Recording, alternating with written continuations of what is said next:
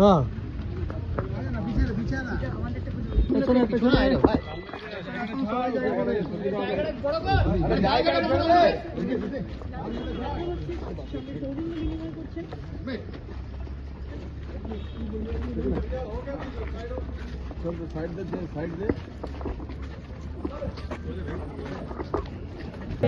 আমি শুনেছি election commission করছেন আমার ইলেকশন এজেন্ট যেভাবে প্রত্যেকটা মিটিং অ্যাটেন্ড করেছে এবং যে ইনফরমেশন আমি পেয়েছি ভীষণ করা কাউকে ছাড়া হবে না।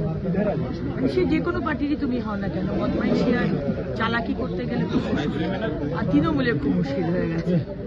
এই এতগুলো ইলেকশন এতভাবে এত সুন্দর করে চুরি করেছে, এইটা কিন্তু তৃণমূল আমাদের শিখিয়ে গেছে। আর যাই করুক, চুরিটা কি সুন্দরভাবে করতে হবে, কিন্তু এবারে সেটা মুশকিল হয়ে গেছে। সাধারণ মানুষ নিরাপত্তা নিয়ে খুব খুশি, সিসিটিভি ক্যামেরা এই নিরাপত্তা নিয়ে তারা ভীষণ মানে ভোটার হিসাবে খুশি। না, খুশি তো হবারই কথা, কারণ আমি নিজেই তো অবাক হয়ে গেছি। বুথে নাকি 4টে লোক যদি ঢুকে, 4টের বেশি লোক, তাহলে এআইতে এমন সেটেল করা আছে ক্যামেরা ব্লিঙ্ক করতে শুরু করে, আওয়াজ করতে শুরু করে, এবং সেটা প্রত্যেকটা জিনিস উপরে কানেক্টেড। এখানে মানে কি বলবো, একটা পিঁপড়েও ঢুকতে পারবে না উইদাউট পারমিশন।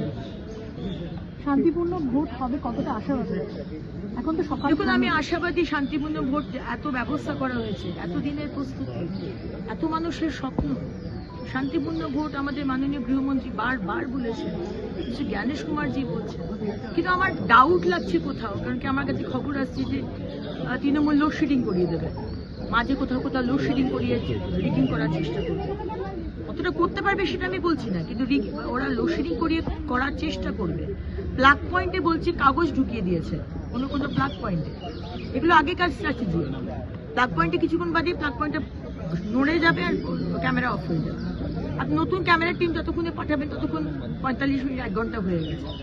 জায়গায় জায়গায় বোমাবাজি করা হয়, মানুষ যাতে না আসতে পারে, মানুষ যাতে ভয় পায়। এগুলো তো পুরোনো স্ট্র্যাটেজি, এগুলো তো করেই আসছে, এবারও তারা করবে, এটা আমার কাছে খবর। বাইরে থেকে প্রচুর লোক এসে, না না না, বাইরে থেকে কিছু হয়তো গ্যারেজ হয়েছে, বাইরে থেকে প্রচুর গুন্ডা কাল ঢুকেছে। নাদিম বলে, আমি তো গুন্ডা নিয়ে পিএইচডি করিনি, এটা মমতা ব্যানার্জি করেন, ওই তো গুন্ডাদের চালান আর এখন চালিত হয়। তো নাদিম বলে একটি মানে মারাত্মক গুন্ডা, সে খড়গপুর থেকে কালকে নাকি ঢুকেছে ডামরা এলাকায়, আমি সেটাও ইলেকশন কমিশনকে জানিয়েছি। এখন মানে ডিজাইনার থাকতে থাকতে এইসবের সাথে যোগাযোগ সব চর্চা করতে হচ্ছে, মানে এমনই জায়গায় এসে পড়েছে। কমিশন কি কোনো পদক্ষেপ নিয়েছে? আমি জানিয়ে দিয়েছি, আমার জানাবার কথা আমি জানিয়ে দিয়েছি। যেখানে যেখানে সকালবেলাতে শুনলাম আমাদের যে গর্গডাঙ্গার যে 2টো বুথ, সেখানে সুবীর ব্যানার্জি, যিনি জানেন আপনি হাফ প্যান্ট পরে আমাকে হেকল করতে এসেছিলেন, সেই সুবীর ব্যানার্জি গ্রামে গ্রামে গিয়ে থ্রেটেন করছে মানুষকে। আমি ইলেকশন কমিশনকে জানিয়েছি।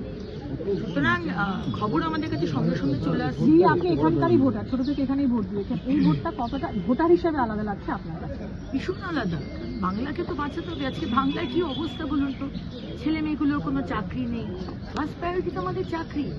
এই রাত দিন মমতা ব্যানার্জি হিন্দু মুসলিম করে যাচ্ছে। এই দুর্গাঙ্গন, আরে দুর্গাঙ্গন করে কটা লোকের পেট চলবে?